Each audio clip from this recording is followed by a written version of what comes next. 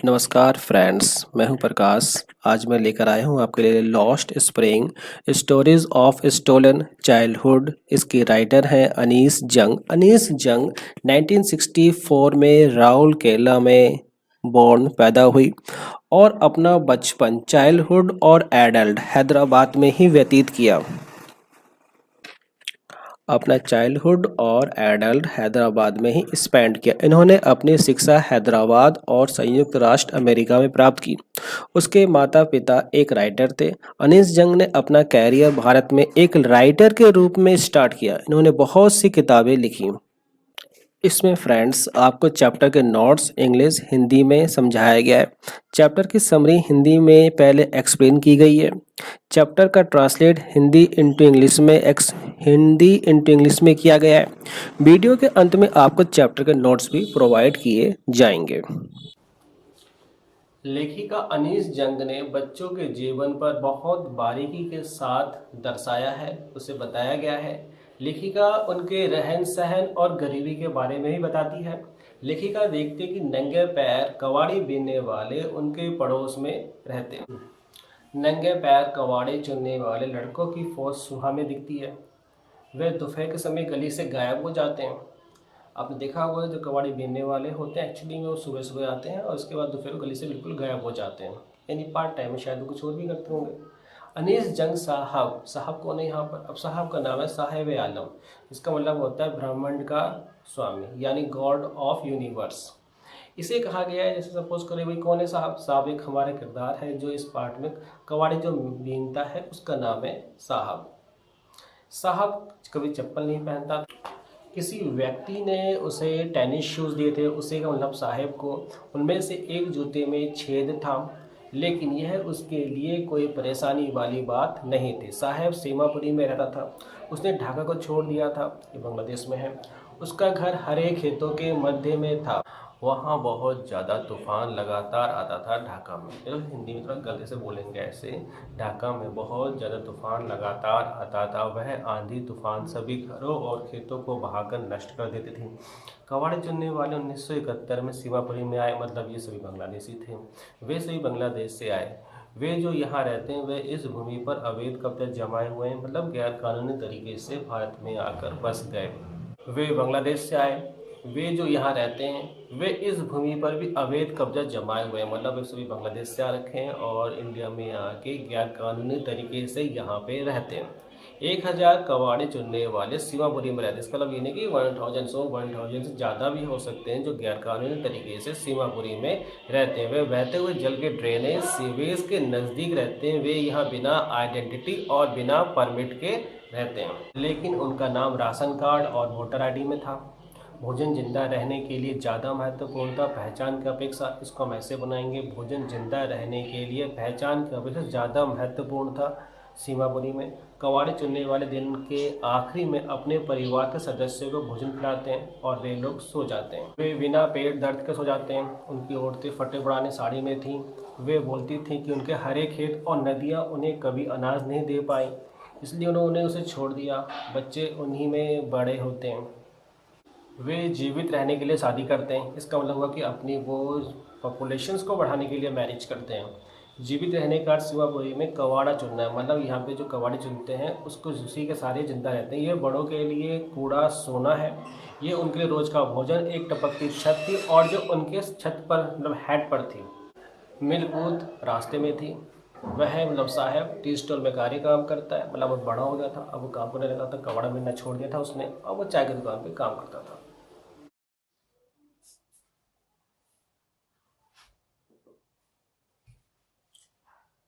Hello. लेखिका अनीस जंग ने बच्चे के जीवन पर बहुत बारीकी से दर्शाया। ये टेंस कौन सा हमारा? ये हमारा टेंस है प्रेजेंट परफेक्ट। लेखिका, लेखिका मतलब ऑथर्स।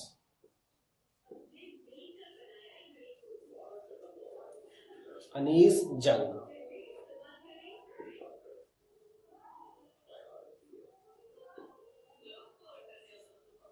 ऑथर्स अनीस जंग। अब सपोज को दर्शाया, दर्शक अगर हम अगर मान लेते हैं दर्शाना मतलब अगर हमारा कोई one of the definitely tense है, तो यहाँ पे प्रेजेंट परफेक्ट को यहाँ पे हैज दर्शाना मतलब depicted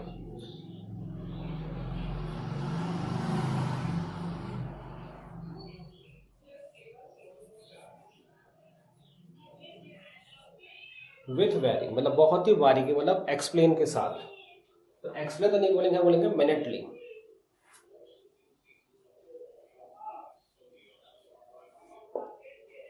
किसके? बच्चों के जीवन पर, मतलब अबाउट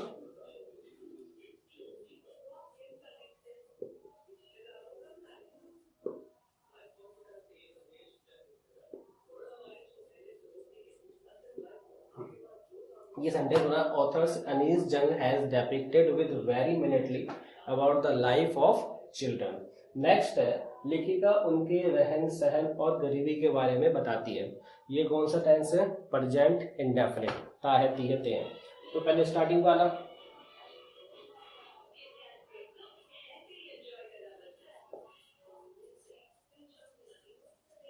ऑथरेस उनके रहन, टेन टेन के साथ हमें लगाना पड़ेगा एस, के बारे में, अबाउट उनके, देयर रहन सहन, रहन सहन को बोलते हैं लिविंग, लेकिन यहाँ लगाना पड़ेगा हमें ट्रेडिशन। क्या लगाना पड़ेगा हमारे को? ट्रेडिशन।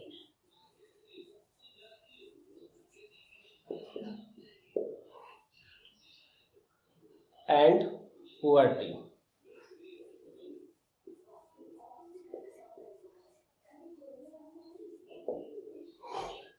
लेखिका देखती है। कौन सा टेंस है हमारा? ये प्रेजेंट इंडेफिनिट।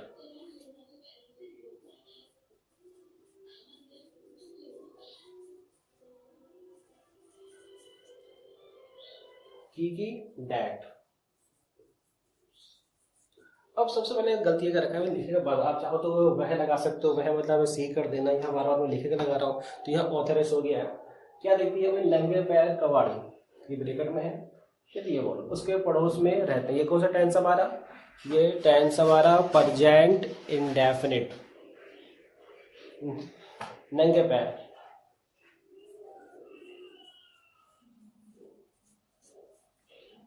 या तो ये बोल दीजिए कबाड़ी बीनने वाले, rag pickers.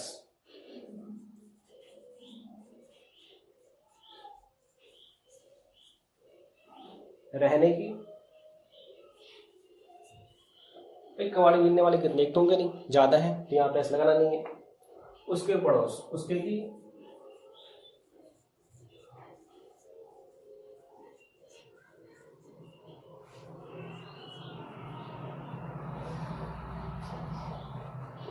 authors sees that barefoot, मतलब rag pickers, leave her neighborhood।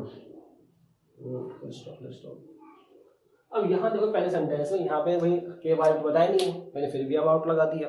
तो आप सेंटेंस में देखिएगा, अनिल जैन ने बच्चों के जीवन के बारे में बहुत बारीकी के साथ बताया है। तो ये सेंटेंस बनेगा, authors Anil Jain has depicted with very minutely about life of children.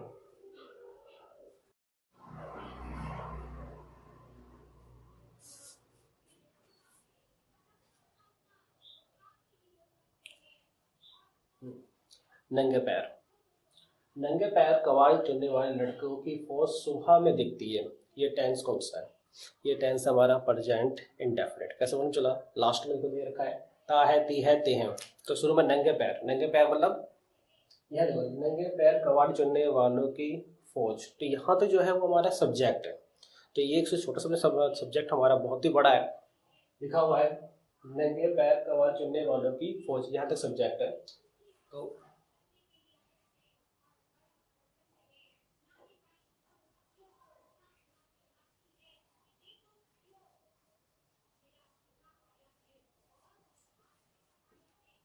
Army of where foot कबाड़ी चुनने वाले।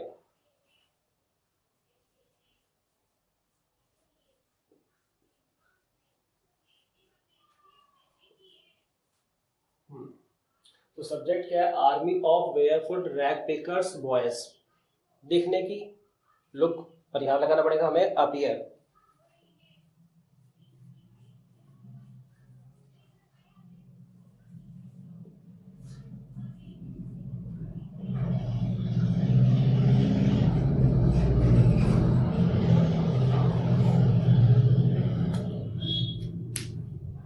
भाई पहले शुरू वाला, फिर हमें वर्ब लेना है, लिखने की अपीयर। यहाँ कितने रैग पिकर्स, बहुत सारे हैं, तो ऐसे नहीं लगाना।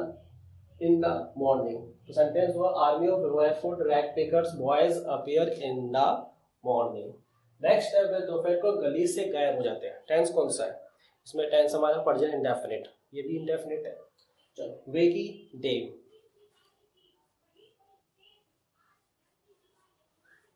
जाने की, वैसे गायब हो जाना, जाना को नहीं है, गायब हो जाना, डिसअपियर।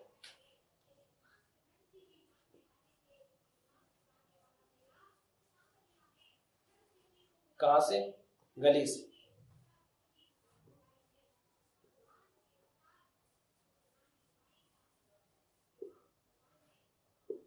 तो किस समय? दोपहर। तो यहाँ पे हमें लगाना, यहाँ लगाना पड़ेगा हमारे को एट नून। क्या लगाना पड़ेगा? नून।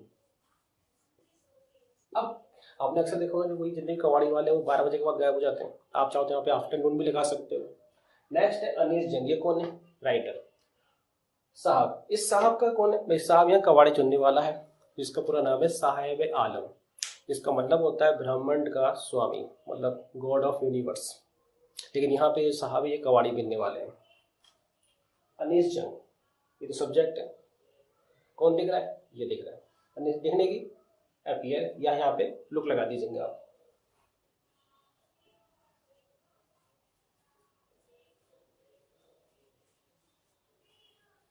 देखने की ऐसा लगाना पड़ेगा ना, सब्जेक्ट सिंगल है। किसे?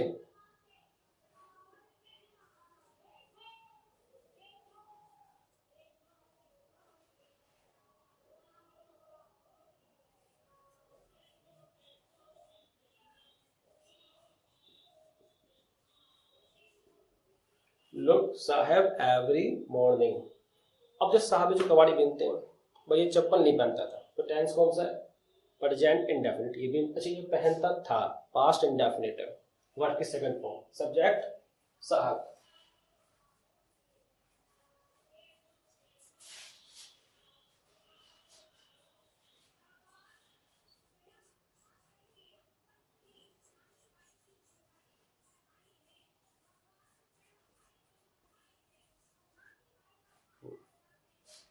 देखो ये जो नेगेटिव है, तो डिड नॉट प्लस वर्ब की फर्स्ट फॉर्म, साहब डिड नॉट वियर चप्पल।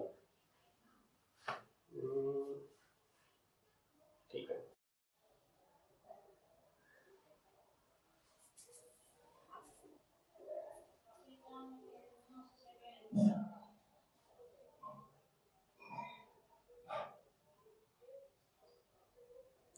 किसी व्यक्ति ने उसे टेनिस दिया, किसी व्यक्ति ने अगर टेनिस दिया, टेंस कौन सा हमारा? ये टेंस है हमारा पास्ट इंडेफिनिट। चलो बनाते हैं।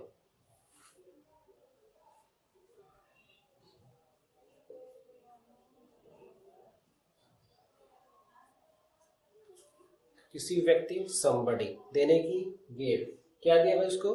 Tennis shoes.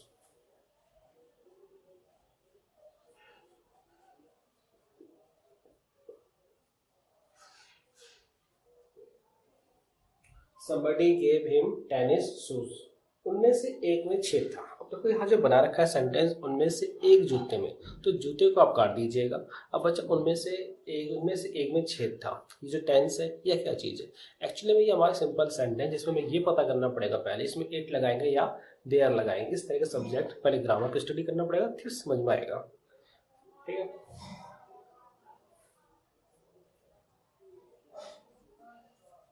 There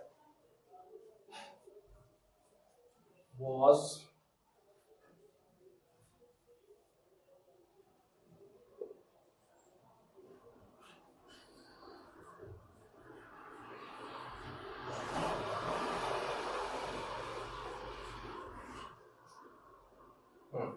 there was a hole in one of them। उनमें से एक जूते में छेद था, लेकिन की बट। अच्छा ये तो बड़ा आएगा ना लिस्ट के बाद, यह उसके लिए परेशानी की बात नहीं थी। अब यहाँ पे क्या यह है कि दिस या इट लगा सकते हो, इट बात नहीं, तो डिड नॉट। अगर देखो परेशानी को आप लिखते हो प्रॉब्लम, तब तो आपको it was not a problem for him लगा सकते हो। लेकिन आप कहते हो नहीं मुझे तो इसे वर्ब बनाना है, तो उस केस में से क्या होगा, जो परेशानी की जो होती है वो होती है बोदर। परेशानी मतलब बोदर, अदरवाइज आप सिंपल बनाइएगा, there it did not bother उसके लिए, फॉर हिम, तो यह उसके लिए परेशानी नहीं थी। अच्छा अच्छा, सिंपल सेंटेंस है, परेशानी नहीं थी, तो वही तो बनेगा भाई, it was not bother for him, simple sentence. तो सेंटेंस बनाने में से जूते में छेद था, there was a hole in the one of them, लेकिन बट ये उसके लिए परेशानी बात है, it was not bother for him. Saheb Seemapuri में रहा था, टेंस पास्ट इंडेफिनिट।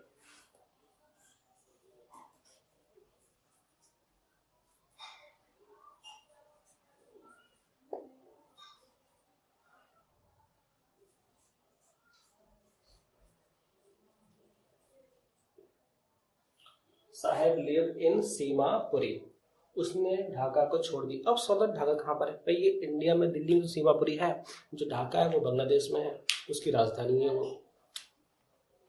उसने कौन, ही, छोड़ दिया था, टेंस कौन सा है, पास्ट परफेक्ट, तो हैड लगाना पड़ेगा। छोड़ देना, छोड़ देने की गिव अप होती है, या यहाँ पे leave,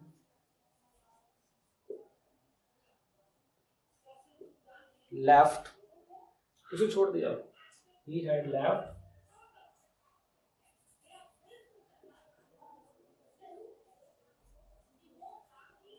he had left Dhaka. उसका घर हरे खेतों के मध्य में था, किसका, साहेब का, उसका घर। अब ये टेंस तो है नहीं, सिंपल सेंटेंस है,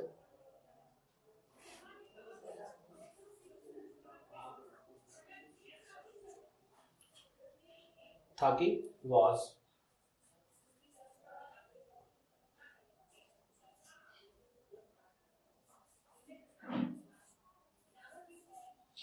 हरे खेत,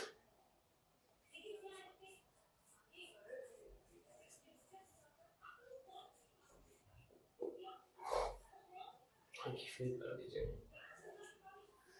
अच्छा, his home was in mid of grain fields, stop,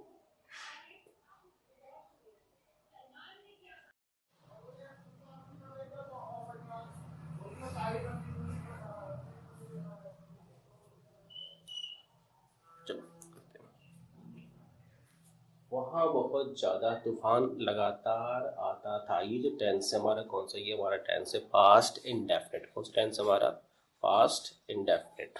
चलो बनाते हैं, वह बहुत, मुहाने मुहाने का वहाँ बहुत, तो देयर आने,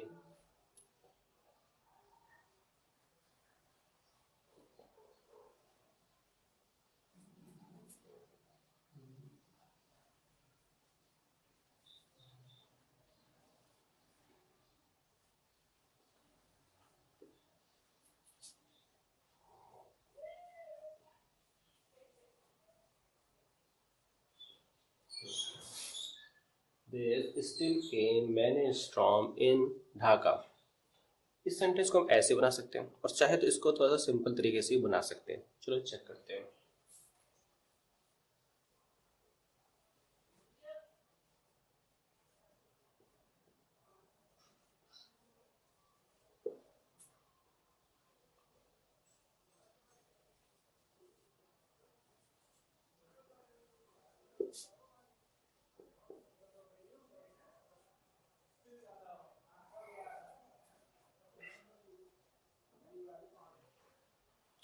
There were continuously many storms comes in Dhaka. इस सेंटेंस को ऐसे बना सकते हैं। अच्छा, अगला जो सेंटेंस हमारा देता है कि भाई वह आंधी तूफान सभी घरों और खेतों को बहाकर नष्ट कर देती थी।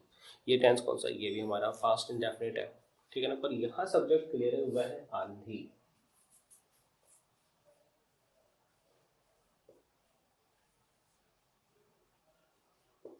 डेथ स्टॉर्म्स, नष्ट कर देना,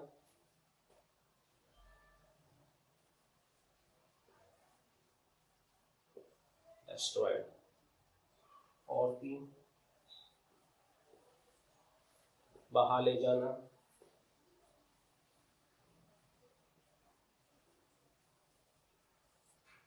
जो वॉस्ट अवे ले गए, दो दो लगे वर्ब की सेकंड फॉर्म, यहाँ पे एंड है तो दो लगाता है, अगर यहाँ पे वर्ब की फर्स्ट फॉर्म लगाता है। वॉस्ट अवे क्या रहता है, सभी घरों और हितों को।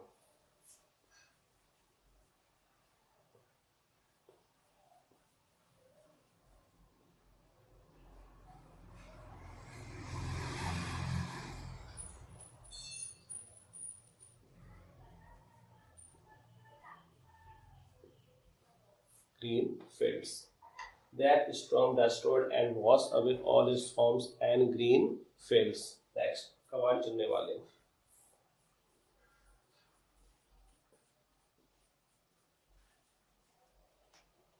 1971 में सीमापुरी में आए थे।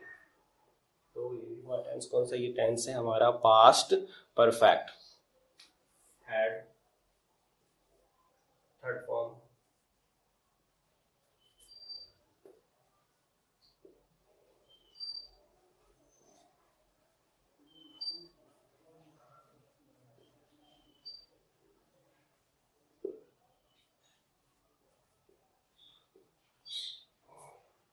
Speakers had come in Simapuri in 1971। वे बांग्लादेश से आए। ये कौन सा टेंस है, पास्ट इंडेफिनिट।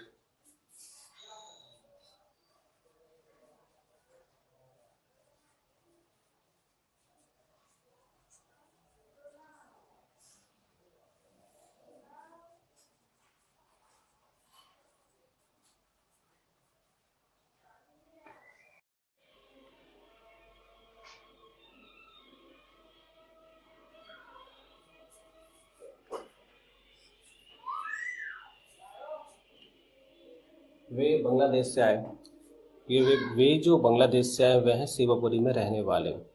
इसको देखो, जो टेंस है ये है हमारा पास्ट इंडेफिनिट। अगर ये पास्ट इंडेफिनिट है तो मैं सबसे पहले वे की, they came from Bangladesh, past indefinite. वे जो यहाँ रहते हैं, वे की, अब वे जो यहाँ रहते हैं, ऑल दोज हु लिव, मतलब वे सभी जो यहाँ रहते हैं, ऑल दोज जो कि हु, ये टेंस कौन सा है, ये प्रेजेंट इंडेफिनिट है, तो यहाँ पे लीव लगाना पड़ेगा। ऑल दोज लीव हेयर, वे इस भूमि पर अवैध कब्जा जमाए गए, ये सिंपल सेंटेंस है प्रेजेंट का। दो यहाँ दे लगा सकते हो, या फिर यहाँ पे आप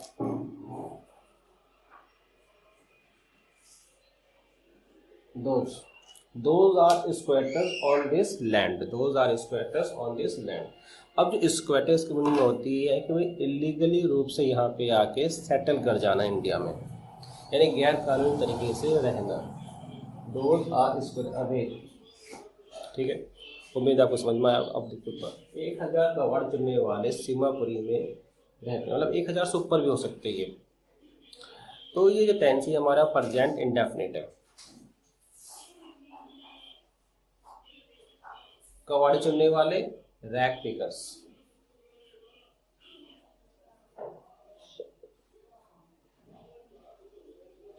रहने की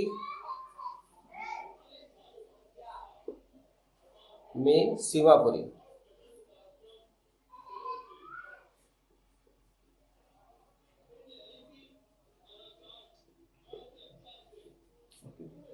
one thousand rag pickers live in Seemapuri. वे बहते हुए जल, ड्रेनेज, सीवेज के नजदीक रहते हैं, ये भी हमारा प्रेजेंट इंडेफिनिट है। वे की, दे, रहने की। अब होता है बहते हुए जल, जो बहता हुआ जल है ये क्या हुआ हमारा भाई, बहता हुआ मतलब रनिंग,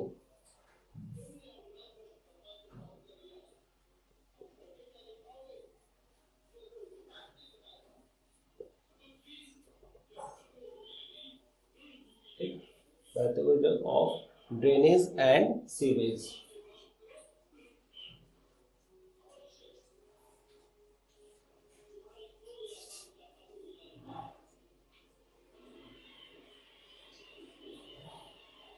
अगला है वे यहाँ बिना आइडेंटिटी और बिना परमिट के रहते हैं। तो ये टेंस कौन सा, ये भी प्रेजेंट इंडेफिनिट है। तो वे की फिर वे।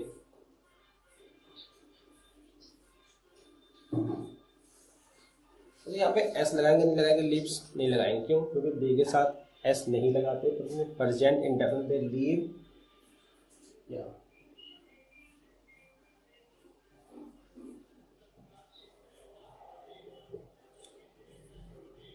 without identity and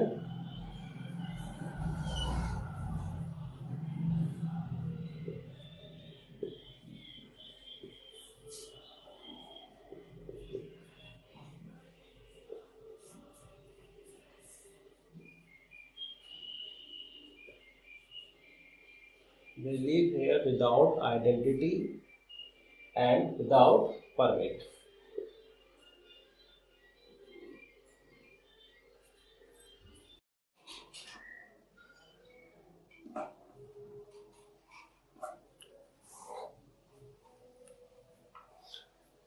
लेकिन उनका नाम राशन कार्ड और वोटर आईडी में है। ये सिंपल सेंटेंस है।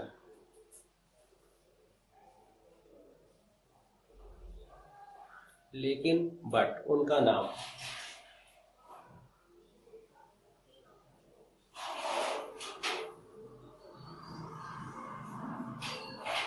Their name. अब यहाँ पे ऐसे लगा सकते हो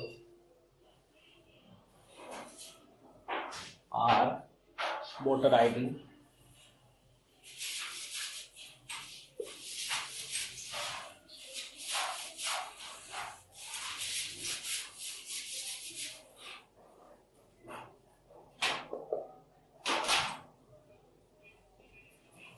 राशन कार्ड। सेंटेंस में their their name are voter ID and ration card.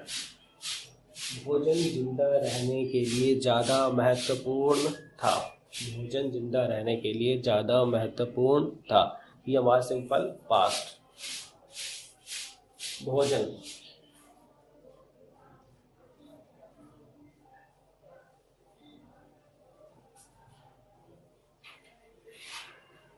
ज़्यादा महत्वपूर्ण,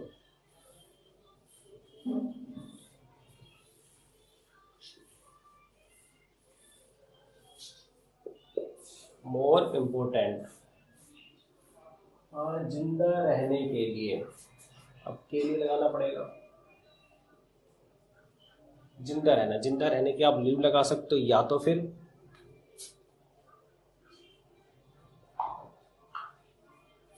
सर्वाइवल। तो भोजन जिंदा रहने के लिए ज़्यादा महत्वपूर्ण था। Food was more important for survival. पहचान की अपेक्षा,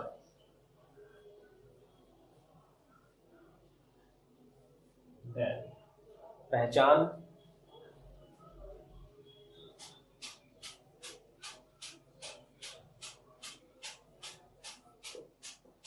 आइडेंटिटी। सीमापुरी में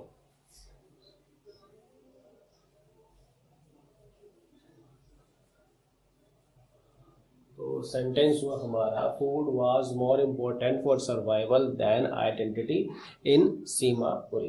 कबाड़ी चुनने वाले दिन के आखिर में अपने परिवार के सदस्यों के लिए भोजन खिलाते हैं।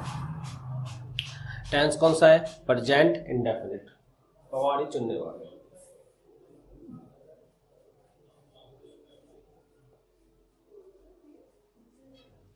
खिलाना। देखो खाने की फूड होती है, खिलाने की फीड। किसे खिलाते हो? फीड अपने परिवार के सदस्य।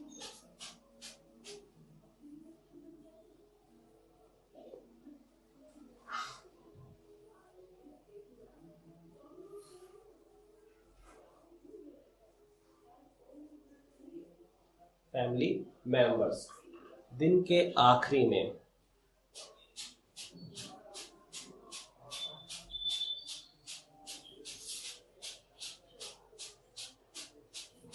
और लिखा है और सो जाते हैं। एंड सोने की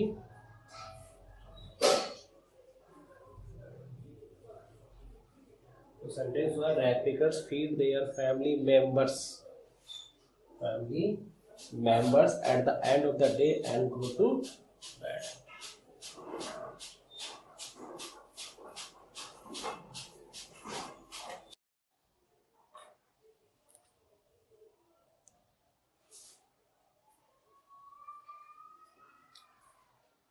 वे बिना पेट दर्द के सो जाते हैं। टेंस कौन सा है? Present indefinite. वे की दे।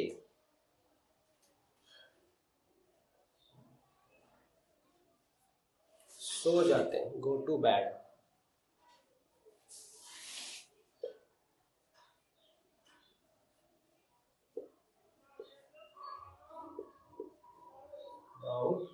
बिना पेट दर्द।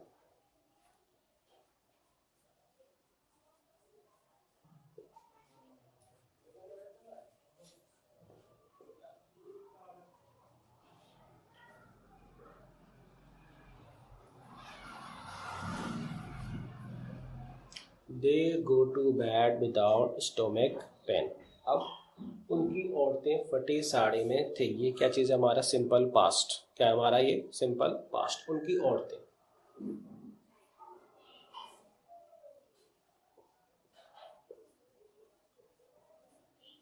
कितनी औरतें? बहुत सारे हैं। तो क्या लगाएंगे यहाँ पे? वर। फटे साड़ी।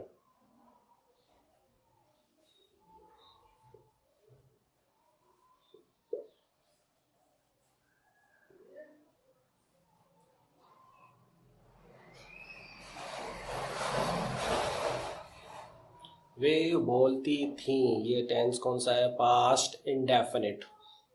तो वे की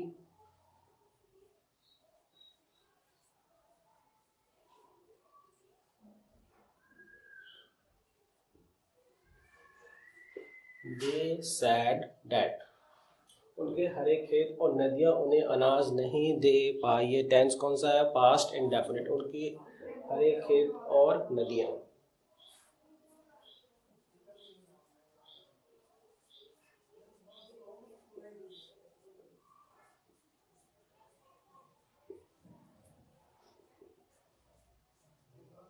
नहीं दे पाई।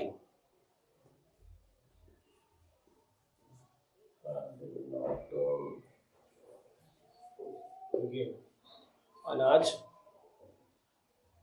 नहीं।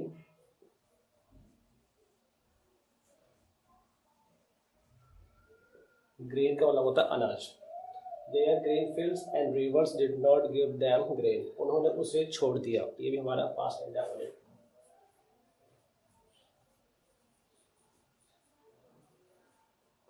तो उससे कि यहाँ जो होगी वो इट लगानी पड़ेगी कि यहाँ पे जो है देश को छोड़ा है। बच्चे उन्हें बड़े होते हैं।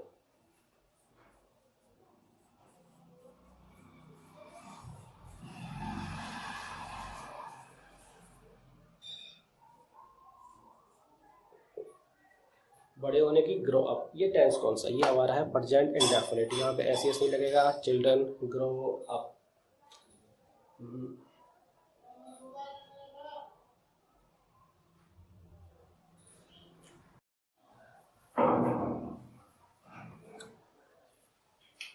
वे जीवित रहने के लिए शादी करते हैं। ये टेंस कौन सा है? Present indefinite. पर यहाँ पे जो मीनिंग दे रखा है वे जीवित रहने के लिए शादी करते हैं, एक्चुअली में अपना वो वंश को बढ़ाने के लिए, अपनी पॉपुलेशन को बढ़ाने के लिए ऐसा करते हैं। ठीक है, इसकी मीनिंग क्या है? चलो शुरू करते हैं। वे की दे। शादी करना।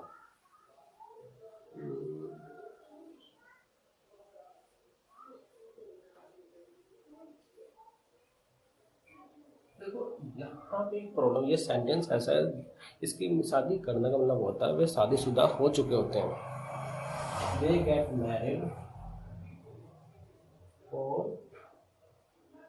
For survival.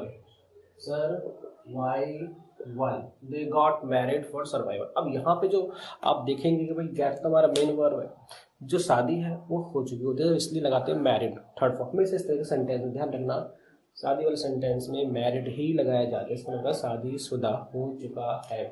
जीवित रहने का अर्थ शिवापुरी में गवारा चुनना है। ये एक सिंपल सेंटेंस। जीवित रहने का अर्थ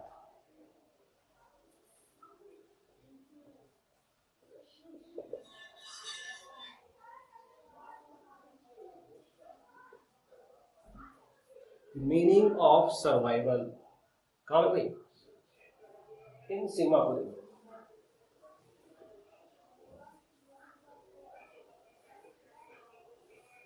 सिंपल है तो एग्जाम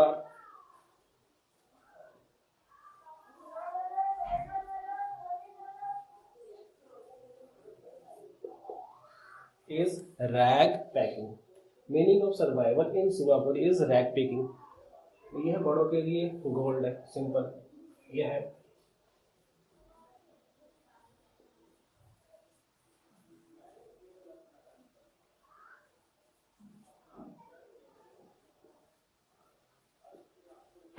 ये है बड़ों के लिए गोल्ड है।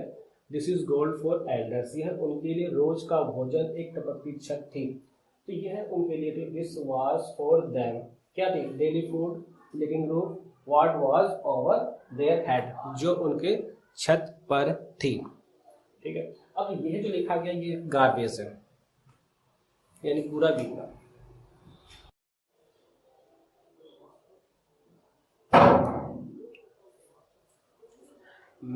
मिल्क बूथ रास्ते पर थी, कल सेंटेंस ये हमारा है पास्ट, लेकिन ये सेंटेंस को हम समझ सकते हैं वहां एक मिल्क बूथ थी जो रास्ते पर थी। तो बनाते हैं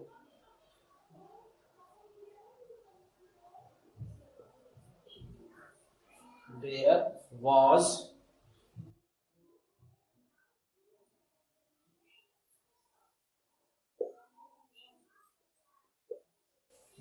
there was milk booth on the way।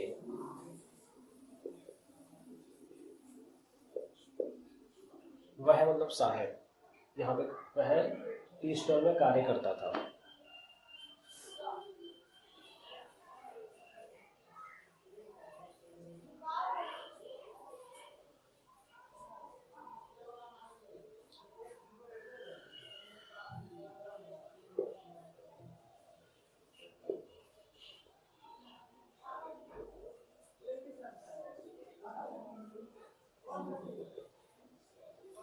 He worked in tea stall or down the road।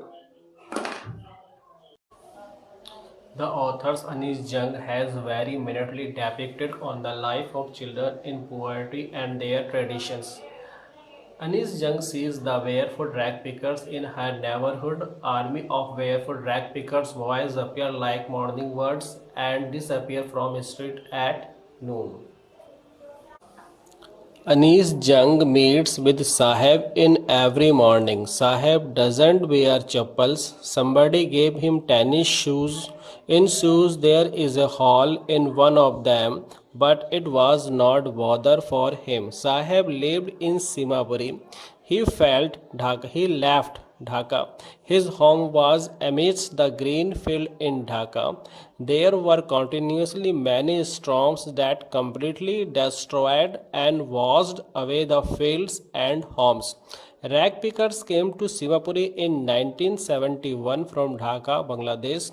Those who lives here are squatters. Simapuri structure of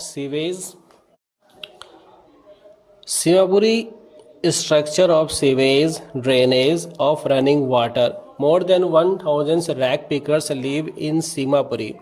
They live here without identity and permits, but they have ration cards and voter ID. In Simapuri, food is more important for survival than an identity. At the end of the day, rag pickers feed their families and go to bed without an aching stomach. Their women in tattered sarees. Ladies speak that their green fields and rivers could not give them grains. So they left Bangladesh. Children grow up in them. They became partner in survival. Survival in Simapuri means rag picking. Garbage is gold for them means elders. Their daily bread a roof even in leaking over their heads. On the way of milk booth, he works now in tea stall down the road.